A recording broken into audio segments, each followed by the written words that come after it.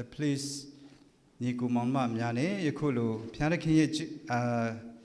ကောင်းမြတ်ခြင်းကိုသူတို့ကကိုးကွယ်ရတယ်ချီးမွမ်းရတယ်ဒီခံစားချက်လေးတွေနော်ဒီအရာတာတွေကတော့ဘယ်ဟာနဲ့မှလဲလို့မရဘူးနော်တကယ်ပဲရင်ထဲအနဲ့ဆိုင်ဆုံးနှလုံးသားတွေအထိပေါ့နော်နဲ့ဆိုင်အင်မတန်မှတန်ဖိုးရှိတဲ့အရာတွေဖြစ်တယ်ဆိုတာကျွန်တော်ပြောပြချင်ပါတယ်ဒီနေ့နှုတ်ကပတ်တော်နေတဲ့ကျွန်တော်တို့ဆင်ခြင်ဖို့ကဒီကျွန်တော်ပေးထားတဲ့အကောင်းစဉ်လေးဖြစ်ပါတယ်နော်ဒီနမိတ်လက္ခဏာပေါ့နော်နမိတ်လက္ခဏာနဲ့ဆိုင်ပြီးမှအကောင်းစဉ်ပေးပြီးမှအနေငယ်ကျွန်တော်တို့ခွန်အားယူရအောင်လို့ဥစွာဆုတောင်းရအောင်နော်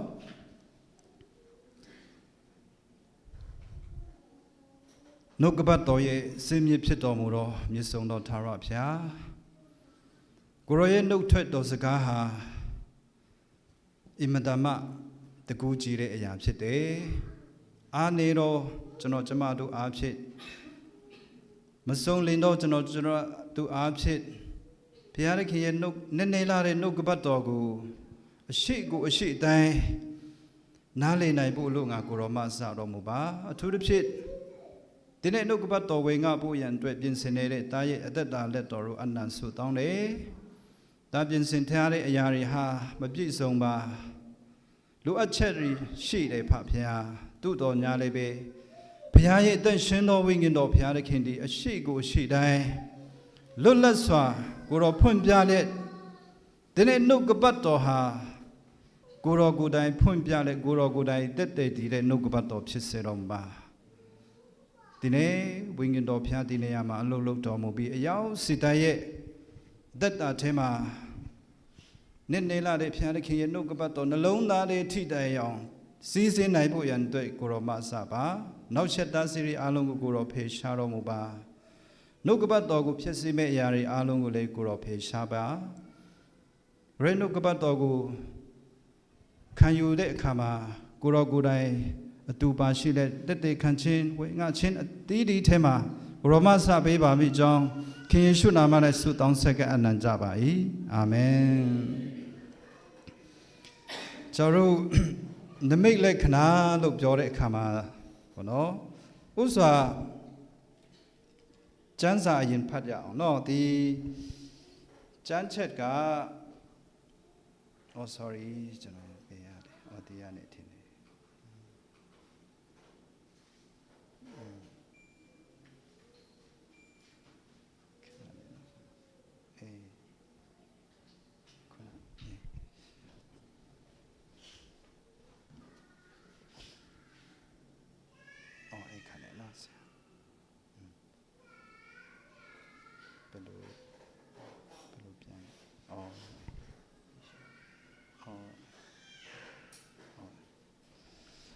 โอเคကျွန်တော်တို့ဟေရှာယအခန်းကြီး9အငယ်14ကိုအရင်ဖတ်ကြအောင်နော်အားလုံးတို့ကဖတ်ရအောင်ထို့ကြောင့်ထာဝရဘုရားသည်ကိုယ်တော်တိုင်နမိတ်လက္ခဏာကိုတင်တုအားပေးတော်မူမည်ကြည့်ရှုလောသူပိကညာသည်တပိတိတေယူဆွဲ၍တားယောက်ျားကိုဖွားမြင်လက်တံသူသားကိုအေမာနွေလအမိဖြစ်မေ့ရလက်တံဒီနေ့နမိတ်လက္ခဏာဆိုတာကဒီဘုရားသခင်ပြုတ်တဲ့အမတ်လက္ခဏာတစ်ခုဖြစ်တယ်ပေါ့နော်ဒီနမိတ်လက္ခဏာကကျွန်တော်တို့လူသားနဲ့ဆိုင်ပြီးမှပဲဘုရားသခင်ကပြုတ်နိုင်နေတာဖြစ်တယ်နမိတ်လက္ခဏာကဒီတခါတလေဘုရားရဲ့ချစ်ချင်းမြတ်တာကိုလူသားတိုင်းသိစေဖို့ရန်အတွက်ပေါ့နော်ဘုရားသခင်ရဲ့အံ့ဩဖွယ်ပြုတ်တဲ့အရာကိုလူသားတိုင်းမြင်စေဖို့ရန်အတွက်လေဘုရားသခင်ကနမိတ်လက္ခဏာကိုပြုတ်နေတာဖြစ်တယ်လူတွေကတခါလေဝုန်းကနေပေါ့နော်ဖြစ်ချင်တဲ့စန္ဒရှိတယ်ဒါပေမဲ့ဘုရားသခင်ရဲ့နမိတ်လက္ခဏာကလူသွေလူချင်တဲ့အတိုင်းမဟုတ်ဘူးနော်လူသွေထင်မှတ်တဲ့အတိုင်းမဟုတ်ဘဲနဲ့ဘုရားသခင်ကသူဖြစ်ချင်တဲ့စန္ဒအတိုင်းလူသားတူချင်းစီရဲ့လူအပ်ချက်အရာအလုံးထဲမှာပေါ့နော်အံ့ဩဖွယ်လူသွေဒီမစင်းစားနိုင်လောက်တဲ့အတိုင်းတာနဲ့လှုပ်ဆောင်တဲ့အရာတစ်ခုဖြစ်တယ်ပေါ့နော်ဒီနေ့ဒီကျမ်းချက်ကိုကျွန်တော်တို့ကြည့်တဲ့အခါမှာအာခတ်မင်းကြီးဆိုတဲ့ပုဂ္ဂိုလ်ယုဒမင်းဖြစ်တယ်သူကတော့အင်မတန်မှကြမ်းကြုတ်တဲ့မင်းဖြစ်တယ်ဘုရားသခင်ကို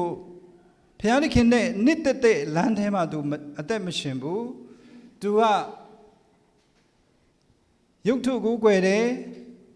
ဖျားရဲ့လူတွေကိုနှိပ်စက်တယ်ဒီလိုမျိုးအခြေအနေမှာပေါ့နော်ဖျားသခင်ကပရောဖက်အားဖြင့်ဟေရှာယအားဖြင့်ပြောတဲ့အကြံချက်ဖြစ်တယ်ဒါကြောင့်ဖျားသခင်နမိတ်လက္ခဏာဆိုတာကတခါတလေလူတွေထိုက်တန်လို့ဖြစ်လာတဲ့ဖျားသခင်ပြုတ်တဲ့အရာမဟုတ်ဘူးနော်မထိုက်တန်တော်ညာလေးပဲလူတွေစောစောကပြောလို့လူတွေစိတ်နှလုံးသားထဲအဖြစ်မကြံစီတဲ့ level ရနဲ့ဘုရားသခင်ပြုတဲ့အရာနမိတ်လက္ခဏာဖြစ်တယ်ဆိုတာကိုကျွန်တော်တို့သိထားဖို့ရတဲ့အတွက်ဖြစ်တယ်တကယ်တော့အခတ်မင်းနာသူ့စီရနဲ့စီစဉ်ဖို့ရတဲ့အတွက်ဂေဒင်ချင်းမှုကိုပြုတ်ဖို့ရတဲ့အတွက်ဘုရားသခင်နဲ့ prophet တွေကသူ့ကိုပြောပေမဲ့ तू ကလက်မခံဘူး तू ကခုနပြောလို့ဘုရားသခင်ရဲ့မဆချင်းကို तू လုံးဝညှင်းပယ်တယ်ငါဘုရားသခင်ကိုအစုံစမ်းမပြုတ်နိုင်ဘူးဘာညာပေါ့နော်ဒါပေမဲ့ဘုရားသခင်ကသူ့ရဲ့ချစ်ချင်းမြတ်တာကလူရီထင်ထားတယ်လို့မဟုတ်ဘူးနော်အယံကြီးမားတဲ့အရာကိုမင်းတို့ကိုငါပြမယ်ဆိုမှဒီတားယောက်ျားကိုဖွားမြင်လိမ့်မယ်ဆိုမှဒီနေရာမှာပြောထားခြင်းဖြစ်တယ်ပေါ့နော်အဲ့တော့ဒီရှင်မာကုခရစ်ဝင်ကျမ်းအခန်းကြီး16ငွေ19ကိုကြည့်တဲ့အခါမှာလေယုံကြည်သောသူတို့၌ဖြစ်အပ်သောနမိတ်လက္ခဏာဟုမူကားငါ၏နာမကိုမြည်ပြု၍နတ်ဆိုးတို့ကိုနှင်ထုတ်ကြလက်တံထူးခြားသောပါဒံစကားမျိုးတို့ကိုပြောကြလက်တံယုံကြည်သောသူတို့၌ဖြစ်အပ်သောနမိတ်လက္ခဏာလို့ပြောတယ်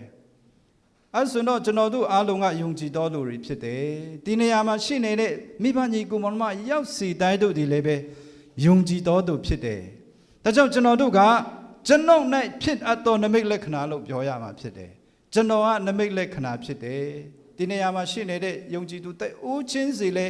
နမိတ်လက္ခဏာဖြစ်တယ်နော်ဒီကျမ်းရဲ့အသွားအလာရဒီလိုကျွန်တော်တို့နားလေလို့ရတယ်နမိတ်လက္ခဏာဆိုတာကစောစောကပြောလို့ဖယားသခင်ဖြစ်ပွားစေတဲ့အမတ်လက္ခဏာဖြစ်တဲ့အတွက်ကြောင့်ဖယားသခင်အားဖြင့်ဖြစ်ပွားစေတော့သူအရောက်စီတိုင်းရဲ့အသက်တာထဲမှာနမိတ်လက္ခဏာဖြစ်နေတာဖြစ်တယ်ဒီနေ့ဒီ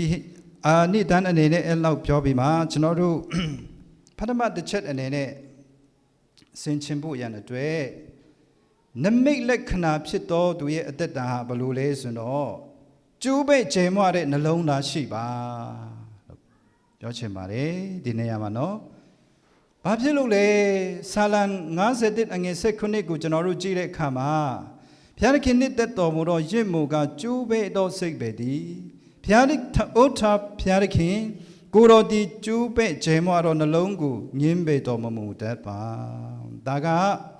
ဆာလံ51ကဒီရှင်ဘုရင်ဒါဝိကပတရှေပနဲ့ပြစ်မှားပြီးတဲ့နောက်ရေးထားတဲ့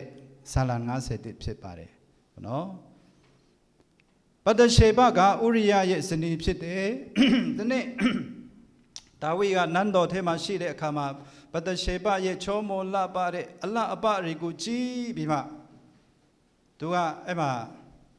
နန်းတော်ထဲကိုခေါ်တွင်းပြီးမှအဲ့မှာပြစ်မှားခဲ့တယ်ပေါ့နော်ပြစ်မှားပြီးတဲ့နောက်မှာဘာဖြစ်သွားလဲဆိုတော့ပတရှေပမှာကိုဝင်ရှိသွားတယ်ကိုဝင်ရှိတဲ့အခါမှာဒါဝိကကြောက်နေပြီအဲ့ဒီချိန်မှာပေါ့နော်ဒီຢာတွေကိုကျွန်တော်ဖျောက်ဖျက်ရမယ်ဆိုမှဥရိယကအဲ့ဒီချိန်ရှေ့တန်းထွက်နေပြီရှေ့တန်းနဲ့ဒီပတရှေပရဲ့ယောက်ျားဥရိယကိုခေါ်ပြီးမှနန်းတော်ကိုခေါ်တယ်အိတ်ခိုင်းခဲ့တယ်ဒါပေမဲ့ဥရိယကလက်မခံဘူးကျွန်တော်မအိတ်တင်ဘူးပေါ့နော်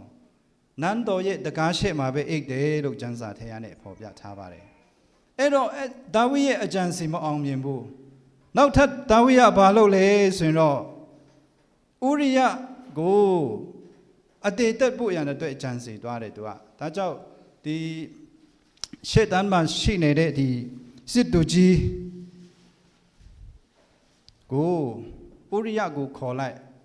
အပြန်လန်းမရှိတဲ့တိုက်ပွဲကိုသူ့ကိုလွတ်လိုက်အဲ့မှာအသေးတက်ခိုင်းလိုက်စသဖြင့်အမိတ်ပေးလိုက်တယ်အဲ့တော့ဒါဝိကသူများသားမယားကိုလည်းပြစ်မှားတယ်နောက်ပြီးတော့ သူတပားယောက်ျားကိုလည်းအသေးသက်ဖို့ကြံစည်နေတဲ့အခါမှာဘုရားသခင်ကဒီအရာကိုသိတယ်ဒါကြောင့်ပရောဖက်နာသန်အားဖြင့်ဒါဝိဒ်ကိုချက်ချင်းအသိပေးလိုက်တယ်ဒါဝိဒ်မင်းမားနေပြီမင်းဘလို့ဖြည့်ရှင်းမလဲနောင်တရပါလို့ပြောတဲ့အခါမှာဒါဝိဒ်ကအဲ့ဒီချိန်မှာသူကချက်ချင်းသူ့အပြစ်ကိုသူသိတယ်ဟောနော်အဲ့ဒီခေတ်တုန်းကသူကသူ့ရဲ့အပြစ်ကိုဖြေဖို့ရန်အတွက်ကျွဲရီနွားရီအမျိုးမျိုးတော့အကောင်ပလောင်ရီတတ်ပြီးမှရစ်ပူစော်ရင်ရတယ်ဒါပေမဲ့ဒါဝိဒ်နားလေတာကအဲ့ဒီရစ်အတွေ့အတာအကောင်ပလောင်ရီတတ်ပြီးမှဘုရားသခင်ရဲ့ရှေ့တော်မုံမှာပူဇော်တဲ့ရစ်တာတော့ဘုရားသခင်လက်မခံဘူးဆိုတာသူသိသွားတယ်ဒါကြောင့် तू ကကြေကွေးတဲ့နှလုံးသားကြေမွတဲ့နှလုံးနှုံတရတဲ့နှလုံးသားငါဘုရားသခင်ရဲ့ရှေ့တော်မှာပြစ်မှားနေပြီငါတစ္ဆာဖောက်နေပြီနော်ငါနှုံတရနေပြီဆိုရက်ကျိုးပဲဂျင်းမွတဲ့နှလုံးသားသူပြန်လေပြီးမှပေါ့နော်ဘုရားသခင်ကိုတောင်းပန်နေတဲ့အရာကိုဒီနေရာမှာတွေ့ရတယ်ဒါကြောင့်ဆာလံ34ငွေ18မှာလဲထာဝရဘုရားသည်ကျိုးပဲသောစိတ်ရှိသောသူတို့နှင့်နှလုံးကျဲကွဲသောသူတို့ကိုနီးစေတော်မူ၏နှောင်တရ၍စိတ်နှိချသောသူတို့ကိုလည်းကယ်တင်တော်မူ၏ဒီနေ့ဘုရားသခင်ကျွန်တော်တို့ကိုလက်ခံတာကကျွန်တော်တို့ရဲ့အရာထူးကျွန်တော်တို့ရဲ့တော်ချင်းတတ်ချင်းပေါ့နော်ကျွန်တော်တို့ရဲ့လုံနိုင်စွမ်းကျွန်တော်တို့ရဲ့ကျွမ်းကျင်မှုတစ်ခုမှမဟုတ်ဘူးပေါ့နော်ကျိုးပဲဂျဲမတဲ့နှလုံးသားရှိတော်သူဘုရားရဲ့မျက်မှောက်တော်ထဲမှာအရှိကိုအရှိတိုင်းချီးမွမ်းတဲ့သူပေါ့နော်ငါဘုရားသခင်မရှိမဖြစ်ဘူးငါဘုရားနဲ့ဘုရားသခင်ကိုပဲကျွန်တော်လိုအပ်တယ်ဘုရားသခင်နဲ့လက်ပွန်းတတိပေါ့နော်အမြဲတမ်းရှိခြင်းတယ်ငါဘုရားသခင်နဲ့တစ်စက္ကန့်မှခွာလို့မဖြစ်အရာအားလုံးဟာဘုရားသခင်အားဖြစ်တယ်ဆိုရက်အဲ့လိုမျိုးနှလုံးသားအပြည့်နဲ့ဘုရားသခင်ကိုကျွန်တော်တို့တူးဝင်ရမှာဖြစ်တယ်။ကြံတဲ့အရာဘာတစ်ခုမှဘုရားသခင်ရဲ့မျက်မှောက်တော်ထဲမှာပြည့်ပြည့်စုံတာမရှိဘူးနော်။ကြေမွတဲ့နှလုံးသားဘောနော်အရှိကိုအရှိတိုင်းဘုရားရဲ့မျက်မှောက်တော်ထဲမှာတူးထောက်တဲ့နှလုံးသားရှိဖို့ဒါကြောင့်ဘုရားသခင်ကဒါဝိဒ်ရဲ့ကြေကွင်းမှုဒါဝိဒ်ရဲ့အပြစ်တွေအားလုံးကိုလွတ်ပေးလိုက်တာဖြစ်တယ်နောက်ပိုင်းဒါဝိဒ်ရဲ့အသက်တာထဲမှာနမိတ်လက္ခဏာဖြစ်လာတယ်ဘာကြောင့်လဲဘုရားသခင်လက်ခံပြီးငါဘာပြောလဲဘုရားသခင်ကဒါဝိဒ်ကိုငါရဲ့အလိုတော်ကိုပြည့်စုံစေတဲ့သူဆိုမှဒါရီအားလုံးကအံ့ဩဖွယ်တော့ဒါဝိဒ်ရဲ့ကျူးပဲ့ခြေမွတဲ့နှလုံးသားနဲ့ဘုရားသခင်ကိုတိုးဝင်ခြင်းအပြင်အံ့ဩဖွယ်တော့နမိတ်လက္ခဏာတစ်ခုပြီးတစ်ခုဒါဝိဒ်ရဲ့အသက်တာထဲမှာဖြစ်နေတာဖြစ်တယ်ဘသူမှဒီယာရီကိုမပေးနိုင်ဘူးဘသူမှဒါဝိဒ်ရဲ့နှလုံးသားကိုမနှွေးထွေးနိုင်စေဘူးဘောနော်ဒါဝိဒ်ရဲ့အပြစ်တွေကိုဘသူမှမခွင့်မလွတ်နိုင်ဘူးဘုရားသခင်ခွင့်လွတ်ပေးနိုင်တယ်ဒါကြောင့်သူကအန်အိုးဝဲဣသရေလတိုင်းပြည်ထဲမှာဘသူမှသူ့လောက်တကူအာနာကြီးတဲ့ဘုရင်မရှိခဲ့ဘူးနှစ်40တိုင်ဣသရေလပြည်တိုင်းပြည်ကိုအုပ်ချုပ်နေတဲ့ဘုရင်ကြီးဖြစ်ခဲ့တယ်အန်အိုးဝဲဖြစ်တယ်ဒါဒီအားလုံးဟာကျွန်တော်တို့ရဲ့အသက်တာဒီမှာရှိတဲ့မိဘညီကိုမောင်မရောက်စီတိုင်းတို့ရဲ့အသက်တာတွေလည်းပဲနမိတ်လက္ခဏာဖြစ်ပေါ်ရန်အတွက်ဘုရားသခင်ကအလိုတော်ရှိတယ်မိမိရဲ့အသင်းတော်ထဲမှာအဆွေမျိုးအတိုင်းဝိုင်းထဲမှာတာဝိခေတုကျွန်တော်လူသားတွေကမပြည့်စုံဘူးနော်သစ္စာဖောက်နေတဲ့လူသားတွေဖြစ်တယ်လို့ပြောပါတယ်လူတစ်ယောက်ကတရက်ကို3800လောက်အခါပေါင်း3800လောက်အမျိုးမျိုးကြံစေကြတယ်တဲ့မနဲ့ထကတဲ့ကနေမိုးချုပ်အိတ်ရတဲ့အထိတိုင်အောင်အဲ့ဒီအတော်တွင်ထဲမှာဘုရားသခင်ရှေ့တော်မောက်မှာအမျိုးမျိုးဟောနော်ဘုရားသခင်လူချင်းတာမလူချင်းတာအကုန်လုံးကိုယ်စိတ်နှလုံးသုံးပါအပြောအဆိုပြုမှုကျင့်ကြံခြင်းအဖြစ်သစ္စာဖောက်နေတဲ့လူတွေဖြစ်တယ်ဒီအရာတွေကိုကျွန်တော်တို့ကဘလို့တိုးဝင်မလဲဆိုရင်ကျိုးပဲ့ခြေမွတဲ့နှလုံးသားနဲ့နေ့တိုင်းတိုးဝင်ရမှာဖြစ်တယ်အာမင်ကျိုးပဲ့ခြေမွတဲ့နှလုံးသားကိုဘုရားသခင်လက်ခံတယ်ဘုရားသခင်ကောင်းချီးပေးတယ်ဒါဝိဒ်ရဲ့အသက်တာထဲမှာဘသူမှမရဘူးတဲ့ကောင်းချီးမင်္ဂလာတွေတ တိမ်ပိုက်သွားတာဖြစ်တယ်ဟာလေလုယာနောက်တစ်ချက်ချီးမွမ်းတတ်သောနှလုံးသားရှိပါဟောနော်ဆာလံတရားအငယ်3နဲ့4ကိုဖတ်ရအောင်ထာဝရဘုရားသည်ဘုရားသခင်ဖြစ်တော်မူ၏ဟုတိမကြလောထာဝရဘုရားသည်ငါတို့ကိုဖန်ဆင်းတော်မူ၍ငါတို့၏အရှင်ဖြစ်တော်မူ၏ငါတို့သည်လည်းဘုရား၏လူဖြစ်ကြ၏အထံတော်၌ကျက်စားတော်သူစုလည်းဖြစ်ကြ၏ကျေးဇူးတော်ကြီးပါသည်ဟုဝန်ခံလျက်တကားတော်တို့ကို၎င်းဂုဏ်တော်ကိုချီးမွမ်းလက်တတိုင်းတော်ကို၎င်းဝင်ကြလောကျေးဇူးတော်ကိုချီးမွမ်း၍နာမတော်ကိုကောင်းကြီးပေးကြလောဖျားသခင်ရဲ့မျက်မှောက်တော်ကိုတိုးဝင်ဖို့ရန်အတွက်ဒီတိုင်းဝင်လို့မရဘူးပေါ့နော်ပထမဘာလို့လဲဆိုတော့ကျေးဇူးတော်ချီးမွမ်းခြင်းနှလုံးသားလိုအပ်ပါတယ်ဖျားရဲ့ကောင်းမြတ်ခြင်းဖျားသခင်ကြောင့်ငါအသက်ရှင်တယ်ယနေ့အချိန်ထိတိုင်းအောင်လမ်းပြတယ်။အော်နေ့ရက်မိနစ်စက္ကန့်မချာကျွန်တော်တို့တူတက်ရှင်ပြီးမှကိုရောမဆတယ်ဆိုရက်အမြဲတမ်းချီးမွမ်းခြင်းချီးမွမ်းတတ်တဲ့နှလုံးသားနဲ့ဘုရားသခင်ကိုတူးဝင်ရမယ်ဘုရားရဲ့မျက်မှောက်တော်ကိုတူးဝင်ဖို့ရန်အတွက်ဘုရားသခင်ရဲ့အံ့ဩဖွယ်ကြီးမားတဲ့ဂရုဏာတကားကိုဖွင့်ဖို့ရန်အတွက်တခြားနီလန်မရှိဘူးနော်အားရှိလေကျေးဇူးတော်ချီးမွမ်းခြင်းကျေးဇူးချီးမွမ်းတတ်တဲ့နှလုံးသားနဲ့ဒီတကားကိုဖွင့်ရမှာဖြစ်ပါတယ်ဗောနော်ကျန်တဲ့တကားမရှိဘူးစောစောကပြောလို့ကျွန်တော်တို့ရဲ့လှုပ်ဆောင်ခြင်းအဖြစ်အဲ့ဒီကျေးဇူးတော်တကားဖွင့်ဖို့ရတဲ့အတွက်မလွယ်ဘူးချီးမွမ်းတတ်တဲ့နှလုံးသားနဲ့တူဝင်ရမယ်တကားတစ်ခုပြီးတစ်ခုဘုရားသခင်ကဖွင့်ပေးမှာဖြစ်ပါတယ်ဆိုတာနော်ဒါကြောင့်ချီးမွမ်းတော်သူရဲ့အသက်တာဟာပူပြီးမှအံ့ဩဖွယ်တော့အမှုအရာတွေကိုဖြစ်နေတယ်ဟောနော်ဒီနေရာမှာ the place မှာချီးမွမ်းတယ်ကြီးမားတဲ့နှုတ်ထမှုဖြစ်တယ်ကြီးမားတဲ့နမိတ်လက္ခဏာတွေတစ်ခုပြီးတစ်ခုဖြစ်စေမယ်အာမင်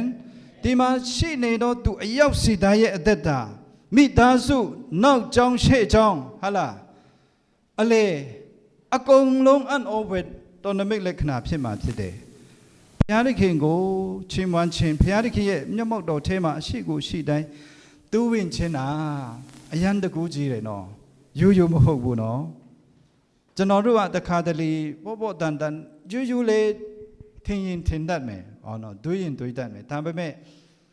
ကျွန်တော်တို့ရဲ့ဒီကျွန်တော်တို့ချစ်တဲ့နော်ဒီပါစတာတီမိုတေရေးထားတဲ့ဒီမိစလေးအဖျားကနည်းနည်းလေးလင်းရင်တောင်မှအဲ့ဒီမိစလေးကတော့ကြီးမားတဲ့အမှုကိုဖြစ်စေတာဖြစ်တယ်နည်းနည်းလေးလင်းဖို့လိုတယ်ဟာလေလုယာအများကြီးနေလုံးကြီးလောက်မလင်းနိုင်ရင်တောင်မှနော်ကျွန်တော်တို့ရဲ့အသက်တာထဲမှာနည်းနည်းလေးလင်းပြီးအဲ့ဒီအလင်းစလေးအဖြစ်ကျွန်တော်တို့ကိုးဆက်မယ်ဘုရားသခင်ရဲ့ကျေးဇူးတော်တကားတွေကိုဖွင့်မယ်တစ်ခုပြီးတစ်ခုကျွန်တော်တို့ကဘုရားရဲ့ကောင်းမြတ်ခြင်းကိုမြင်တွေ့နိုင်မယ်အရာတစ်ခုပြီးတစ်ခုကိုကျွန်တော်တို့တိမ်ပိုက်နိုင်မှာဖြစ်ပါတယ်ဒါကြောင့်ဒီဆာလံ90:23ထဲမှာဖော်ပြထားလေဆိုတော့ကျေးဇူးချီးမွမ်းခြင်းရကိုပူဇော်တော်သူသည်ငါ၏ဘုန်းကိုထင်ရှားစေတော်သူဖြစ်သည်မိမိသွားသောလမ်းကိုဆင်ခြင်တော်သူအားလည်းကယ်တင်တော်မူခြင်းကျေးဇူးကိုငါပြမိဟုတ်ဘုရားသခင်မိတ်တော်မူ၏ဘုရားဘုန်းတော်ထင်ရှားစေဆိုတာရိုးမဟုတ်ဘူးပေါ့နော်အာတာမန်မဟုတ်ဘူးဘုရားဘုန်းတော်ထင်ရှားစေဆိုတာကဘုရားသခင်နာဖြစ်အံ့ဩဖွယ်လူပုံအလေထဲမှာတွားတဲ့နေရာရာတိုင်းမှာလှုပ်ဆောင်မှုတိုင်းမှာထူးခြားဘုရားသခင်ရဲ့မဆခြင်းတက်တဲ့ကိုရရှိတာကိုကျွန်တော်တို့ပြောခြင်းဖြစ်တယ်။စကားလေးကျွန်တော်တို့တတ်နိုင်တဲ့အတိုင်းအတာနဲ့ကျွန်တော်တို့လုပ်တယ်အောင်မြင်တယ်။ဒါပေမဲ့မတတ်နိုင်တဲ့အတိုင်းအတာနဲ့တခါတလေကျွန်တော်တို့ကိုဘုရားသခင်ကပြုတ်ပေးတဲ့အရာတွေအများကြီးရှိတယ်ဆိုတာဒါကြောင့်ဂျေဇုတော်ချီးမွမ်းခြင်းနဲ့ကျွန်တော်တို့တွားရင်ဘုရားရဲ့နမိတ်လက္ခဏာကိုကျွန်တော်တို့အသက်တာထဲမှာရှိကိုရှိတယ်မြင်ကြည့်လက်ခတ်မလွဲဘူးပေါ့နော်လုံးဝတည်ချတဲ့အရာဂျေဇုတော်ချီးမွမ်းခြင်းနဲ့အမြဲတမ်းတွားရအောင်အချင်းချင်းကိုလည်းဂျေဇုတင်ရအောင်အပြန်အလှန်ကောင်းမြတ်တဲ့နှလုံးသားတွေနဲ့ကျွန်တော်တို့ပြောဆိုမယ်ဘုရားရဲ့ကောင်းမြတ်ခြင်းကိုလည်းအတူတကွချီးမွမ်းမယ်ကူးကွယ်မယ်အတူတကွဆုတောင်းမယ်ဒီအရာတွေကဘုရားဘုန်းတော်ထင်ရှားစေတဲ့အရာတွေဖြစ်တယ်နောက်ဆုံးတစ်ချက်အနေနဲ့ကျွန်တော် အတိကပေးချင်တဲ့ message တင်ဟာနမိတ်လက္ခဏာဖြစ်အပ်တော်သူဖြစ်တယ်ကျွန်တော်တို့ပြောရအောင်ကျွန်တော်ဟာနမိတ်လက္ခဏာအဖြစ်အပ်တော်သူဖြစ်တယ်ကျွန်တော်ဟာနမိတ်လက္ခဏာဖြစ်တယ်လို့ပြောရအောင်တတိရှိရှိပေါ့နော်တတိရှိရှိဘုရားရဲ့နှုတ်ကပတ်တော်အားဖြင့်ကျွန်တော်တို့ဝန်ခံရအောင်အရှိကိုအရှိတိုင်းမကြောက်မရွံ့ပဲနဲ့ဘုရားရဲ့နှုတ်ကပတ်တော်ထဲမှာပေါ်ပြထားတဲ့အတိုင်းကျွန်တော်တို့ဝန်ခံဖို့ရတဲ့အတွက်အရေးကြီးတယ်ဒီထဲမှာကျွန်တော်အယံခွန်အားရတဲ့ဒီနေ့ပြင်ဆင်ထားတဲ့နှုတ်ကပတ်တော်အားဖြင့်ဝေငှချင်တယ်တမန်တော်အခန်းကြီး28ပြီးခဲ့တဲ့တစ်ခေါက်မှာကျွန်တော်29ကိုဝေငှသွားတယ်နော်အခု28ကိုအနည်းငယ်ဝေငှပြီးမှဒီနေ့နှုတ်ကပတ်တော်ကိုကျွန်တော်ရပ်နာသွားမှာဖြစ်ပါတယ်မာကု16 19ကျွန်တော်တို့ဖတ်ပြီးပြီဖြစ်ပါတယ်နော်မာကု16 19 sorry နော်ပြန်16 19တစ်ချက်ကိုပဲကျွန်တော်တို့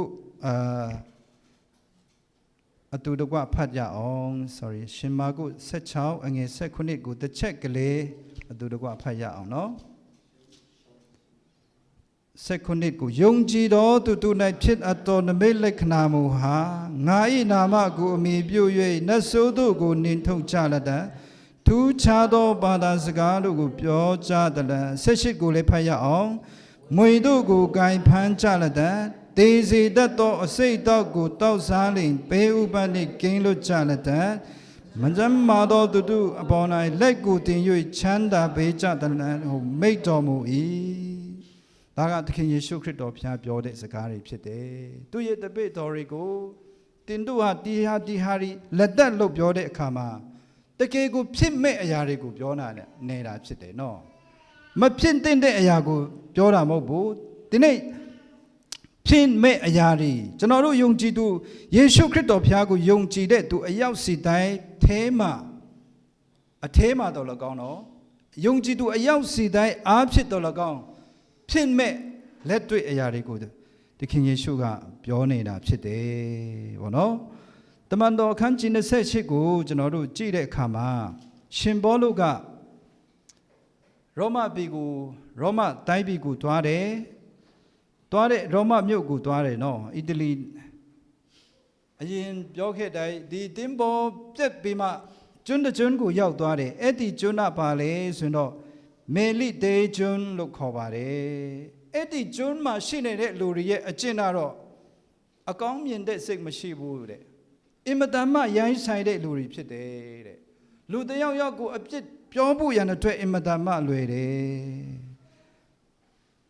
အဲ့လိုမျိုးလူရိုင်းတို့ဒီမိမွေပေးလင်ငါတို့အပေါင်းကိုလက်ခံ၍အထူးတစ်ဖြစ်ကျေးဇူးပြုကြ၏အဲ့ဒီလူရိုင်းတွေအားတဲ့မိမွေပြီးတဲ့အခါမှာရှင်ပေါလုတို့အဖွဲ့တွေကတော့အဲ့ဒီနေရာကိုရောက်သွားတယ်ရောက်သွားတဲ့အခါမှာရှင်ပေါလုဒီထင်းကိုယူ၍စုတင်း၍မိပေါ်မှာထဲ့စဉ်တွင်မွေဆိုးသည်မိငွေထဲကထွက်၍ပေါလုလက်ကိုတွေ့လျက်နေ၏ဒီမှာပြဿနာအစတက်နေပြီနော်ဘယ်လိုမျိုးပြဿနာတက်နေလဲဆိုတော့မွေဆိုးတကောင်ကအကိုက်ခံရတဲ့ပုဂ္ဂိုလ်ကအဲ့ဒီလူရိုင်းတွေကဘယ်လိုမြင်လဲဆိုတော့ဒီလူကဒေထိုက်ပဲလူပဲအပြစ်ကြီးတဲ့လူပဲလို့မြင်နေတာဖြစ်တယ်တခုဖြစ်ပြီးဟဲ့ဆိုတော့အဲ့ဒီလူရိုင်းတွေကဒီလူကတော့မကောင်းတဲ့လူဆူးလူမိုက်ဒါကြောင့်ခံနေရတာဘောနော်ဖြစ်ချင်တော့ရှင်ဘောလုကအဲ့ဒီမီးမွေးတဲ့အခါမှာမီးငွေထဲကနေထွက်လာပြီးမှမွေဆူးတကောင်ကရှင်ဘောလုရဲ့လက်ကိုတွေလိုက်တယ်လူရိုင်းတွေရဲ့အတွက်တော့အရန်ပြောလို့ကောင်းပြီပေါ့နော်ဒီလူကတော့တင်းပေါ်ပြက်တယ်ဘင်လေသေးဒေဘေးတရားနဲ့တောင်မှလွတ်လာပေမဲ့နော်အခုထိသူ့ကိုမကောင်းတဲ့ဘေးတရားနဲ့သူ့ကိုမလွတ်ဘူးပေါ့လူရိုင်းတွေကအဲ့လိုအပြစ်ပြောနေကြတယ်ဘောနော်သူလူရိုင်းတို့ဒီမြင်လင်ဤလူကလူအသက်ကိုတတ်တော်သူအမှန်ဖြစ်၏ပင်လေဘေးမှလွတ်တော်လေအသက်ရှင်စေချင်းကတရားသည်အခွင့်မပေးဟုအချင်းချင်းဆိုကြ၏ပေါလုဒီမွေကိုမိထဲတို့ခါ၍အပေပေးမြမသိတုံနော် လူရိုင်းတွေရဲ့အထင်တော့ဒေဘီဒီဘောလူကတော့ဒေကူဒေမှာပဲဒါလို့အစိတ်ပြင်းတဲ့မွေပေါ့နော်ထိတဲ့လူတိုင်းကတေနေတာဖြစ်တယ်တကယ်တေကူတေမဲ့လူပဲဆိုမှလူရိုင်းတွေကအချင်းချင်းပြောနေကြတယ်ဘယ်အချိန်တေလာမလဲဘယ်အချိန်မှအမြုပ်ထွက်ပြီးမှတေသွားမလဲအဲ့ဒါပဲကြည်နေတာဖြစ်တယ်လူရိုင်းတွေကဒါပေမဲ့ရှင်ဘောလူအပါလေအဲ့ဒီမွေကိုအတားလေးယူပြီးမှခါလိုက်တယ်ခုနမာကုခရစ်ဝင်ကျမ်းထဲမှာမွေဆိုးတို့ကိုကြိုက်ဖမ်းကြလက်တဲ့ရှင်ဘောလူဒီနေရာမှာသူကသူ့တကူနဲ့လှုပ်လိုက်တဲ့ဟာမဟုတ်ဘူးပေါ့နော်သူ့အထဲမှာရှိနေတဲ့သခင်ယေရှုခရစ်တော်ဘုရားဟာအရာအံ့ဩဖွယ်တက်တဲ့ထူစေတဲ့နမိတ်လက္ခဏာအရှင်သာရှင်ဘောလူအထဲမှာရှိတဲ့အတွက်ကြောင့်ရှင်ဘောလူအသက်တာထဲမှာထူနေရမှာနမိတ်လက္ခဏာဖြစ်တယ်ရှင်ဘောလူအားဖြင့်ထူနေရမှာအံ့ဩဖွယ်ဘုရားသခင်ရဲ့နမိတ်လက္ခဏာတက်တဲ့ထူစေခဲ့တဲ့အရာကိုကျွန်တော်တို့မြင်ရပါတယ်နောက်ပြီးတော့အစိတ်အတောက်ကိုလို့ခုနရှင်မကုထဲမှာဖော်ပြထားရနော်အစိတ်တွေကိုတောက်တော်ညာလေပဲနော်ဘေးကနေလွတ်မယ်လို့ဒီနေရာမှာဖော်ပြထားပါတယ်ဒီကျွန်တော်ကြားဖို့တဲ့ဖတ်ဖို့တဲ့အရာတစ်ခုကိုဝင်ကအချင်းတယ်အိန္ဒိယနိုင်ငံမှာဒီအင်မတန်မှ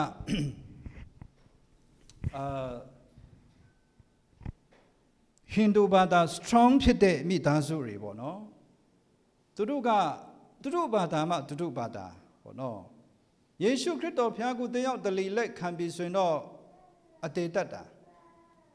လုံးဝလွတ်မရဘူးဘာဖြစ်လို့လဲဆိုတော့သူတို့ဘာသာထဲကနေတခြားဘာသာကိုကိုးကွယ်ပြီးဆိုရင်တော့သူတို့တစ်ဆွေလုံးတစ်မျိုးလုံးကဘာဖြစ်သွားလဲနာမည်မလှတော့ဘူးသူတပားရဲ့အပြစ်ပြောခြင်းကိုခံရမယ်သူတပားရဲ့အပြစ်တင်ခြင်းကိုခံရမယ်ဒီကြားထဲမှာစက်နှိပ်စက်မြစ်တာလည်းရှိသေးတယ်ဘောနော်အဲ့ဒါနဲ့စက်မြစ်ထဲကနေလူငယ်လေးတစ်ယောက်ကသခင်ယေရှုကိုလက်ခံသွားတယ်သူနာမည်မပြောတော့ဘူးနော်လက်ခံသွားတဲ့အခါမှာသူမိဘတွေအချင်းချင်းပြောတယ်သူ့ကိုတွင်တင်ဆုံးမတယ်မင်းကြောင့်ငါတို့မိသားစုတွေနာမည်ပြတ်တော့မယ်ဟောနော်မင်းကြောင့်ငါတို့ဒီလောက်ထိစက်မြစ်နေတဲ့ကုံအရှိန်နဲ့နေလာခဲ့တဲ့နာမည်ကောင်းရှိနေတဲ့မိသားစုတွေနာမည်ပြတ်တော့မယ်အမျိုးမျိုးသူ့ကိုဖြောင်းဖြတယ်ဒါပေမဲ့အဲ့ဒီလူငယ်လေးကလက်မခံဘူးလူယေရှုခရစ်တော်ကိုယုံကြည်လိုက်တာဖြစ်တယ်နောက်ဆုံးတော့သူဖခင်ကိုယ်တိုင်သူ့ကိုတတ်ဖို့ရတဲ့အတွက်လှုပ်လိုက်တယ်ဘောနော်သူ့သားကိုတတ်ဖို့ဒီလိုဒီတိုင်းဆိုတော့ထားလို့မဖြစ်တော့ဘူးငါတို့ generation တစ်ခုပြီးတစ်ခုနာမည်မလှတော့ဘူးသူ့ကိုတတ်မယ်ဆိုမှသူ့ကိုသူအမြဲတမ်းတောက်နေကြကော်ဖီမုတ်ထဲမှာအစိတ်ရေကိုထည့်ပေးလိုက်တယ်အသားလေးသူ့ကိုတတ်ပဲတည်ပြီးရင်တော့တကြိုမယ်အလောင်းဖြောက်မယ်သူ့အဖေရဲ့ဆန္ဒကသူ့သားလေးက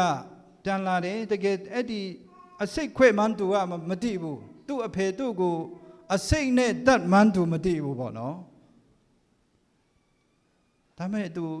အဲ့စိတ်လေးပဲခါတိုင်းတောက်လို့သူ့ကော်ဖီခွဲ့ကိုသူတောက်တယ်ကုန်းအောင်တောက်တယ်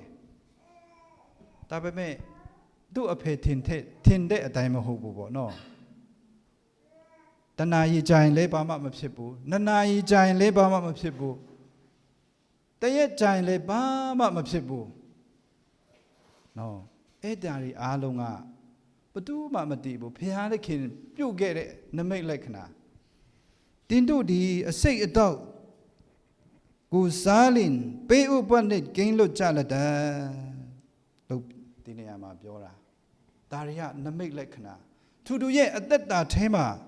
နမိတ်လက္ခဏာဖြစ်နေတဲ့အရာကိုကျွန်တော်တို့တွေ့နေရတယ်မကြမ်းမာသောသူတို့ကိုလက်ကိုတင်၍ချမ်းသာပေးကြလက်တဲ့ဟုတ်မိတ်တော်မူ၏ဒီနေ့ကျွန်တော်တို့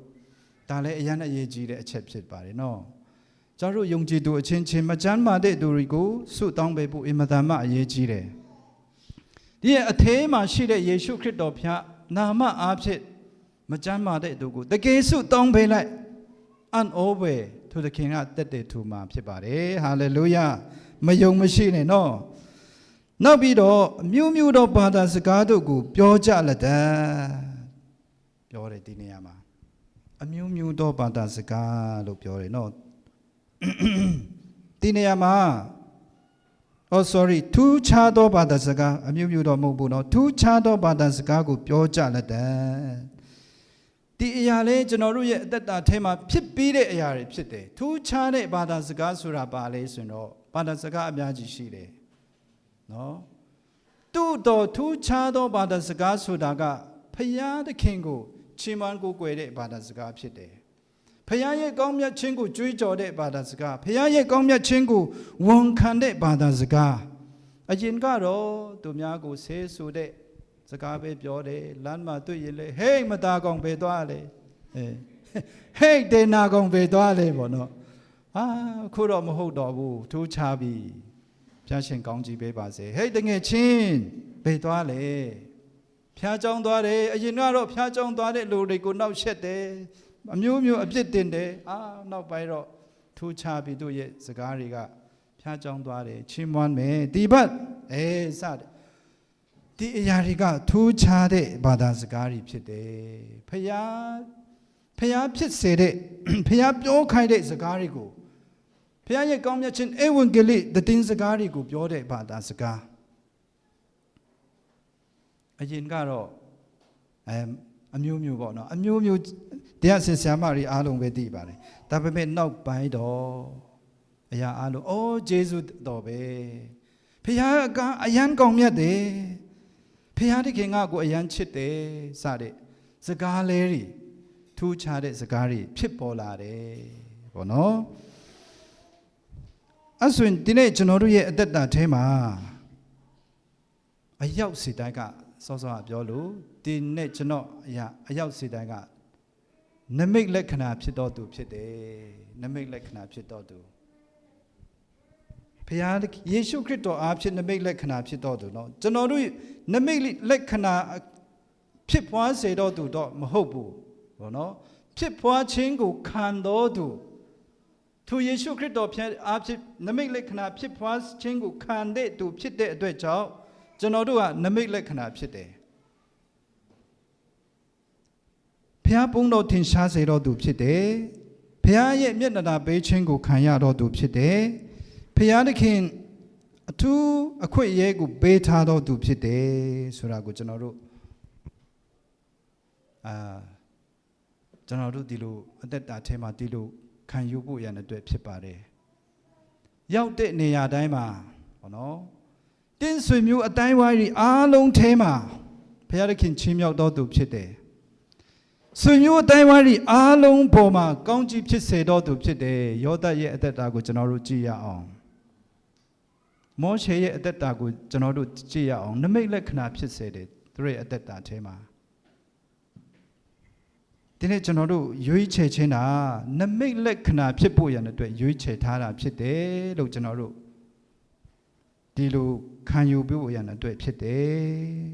ဘုရားသခင်ရဲ့နမိတ်လက္ခဏာနဲ့နေ့ရက်စဉ်တိုင်းကျွန်တော်တို့အသက်ရှင်တော်သူဖြစ်ဖို့ရတဲ့အတွက်အင်မတန်မှအရေးကြီးတယ်နေ့တိုင်းကျွန်တော်တို့ဝန်ခံရအောင်ဒီနေ့ဘုရားသခင်ကြီးမာတဲ့နမိတ်လက္ခဏာပြုမဲ့နေ့ဖြစ်တယ်ဘောနော်ကျွန်တော်ရဲ့အသက်တာထဲမှာဒီနေ့ဘုရားသခင်ရဲ့ကြီးမာတဲ့နမိတ်လက္ခဏာပြုမဲ့နေ့ဖြစ်တယ်ဆိုမှနေ့ရက်စဉ်တိုင်းကျွန်တော်တို့ဝန်ခံပြီးမှအသက်ရှင်ရအောင်ဆိုမှဒီနမိတ်လက္ခဏာနဲ့ပတ်သက်တဲ့နှုတ်ကပတ်တော်အနေငယ်အားဖြင့်တက်တဲ့ခံခြင်းဖြစ်ပါတယ်အားလုံးပေါ်နှုတ်ကပတ်တော်ကောင်းချီးတက်ရောက်ပါစေအာမင်